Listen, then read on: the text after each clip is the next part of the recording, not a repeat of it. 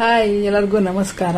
ನೋಡಿ, ನಾನು ನಮ್ಮ ಮನೇಲಿ ಏನು ಹಾಕ್ಸಿದ್ದೀನಿ ಅಂತ ಹೇಳಿ, ಹೊಗೆ ರಹಿತ ಕಟ್ಟಿಗೆ ಒಲೆ ಅಥವಾ ಹೊಗೆ ರಹಿತ ಸೌದೆ ಒಲೆ ಅಂದರೆ ಇದನ್ನು ಅಸ್ತ್ರ ಒಲೆ ಅಂತ ಹೇಳ್ತಾರೆ.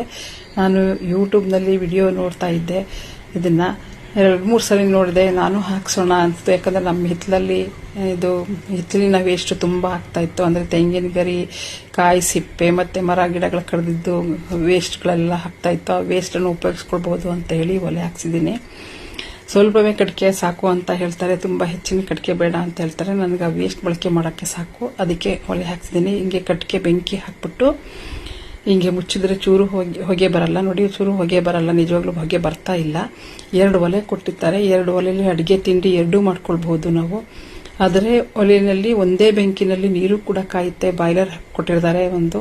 ಇದರಿಂದ 4-5 ಜನ ಸ್ನಾನ ಮಾಡ್ಬೋದು. ಈ ಬಾಯ್ಲರ್ ನೀರನ್ನ ಏನಾರು ಬಳಕೆ ಮಾಡದೆ ಉಳ್ಕೊಂಡ್ರೆ ಅದು 24 ಗಂಟೆ ಬಿಸಿ ಇರುತ್ತೆ ಅಂತ ಹೇಳ್ತಾರೆ.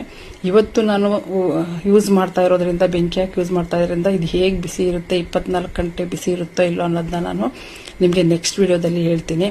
ಸ್ವಲ್ಪವೇ ಜಾಗ ಇದ್ರೆ ಸಾಕು, ನೀವು ಹಾಕಿಸ್ಕೊಳ್ಬೋದು. ಇದ್ರ ಉಪಯೋಗ ನೋಡಿ ನಿಮಗೆ ನೆಕ್ಸ್ಟ್ ವಿಡಿಯೋದಲ್ಲಿ ಹೇಳ್ತೀನಿ. ನೋಡಿ, ಇವತ್ತು ಹಾಲು ಕಾಯ್ತು ಆ ಒಲೆಯಲ್ಲಿ, ಮತ್ತು ಅದೇ ಒಲೆಯಲ್ಲಿ ನಾನು ಚಪಾತಿ ಕೂಡ ಮಾಡ್ತಾ ಇದ್ದೀನಿ, ತಿಂಡಿ ಕೂಡ ಮಾಡ್ತಾ ಇದ್ದೀನಿ.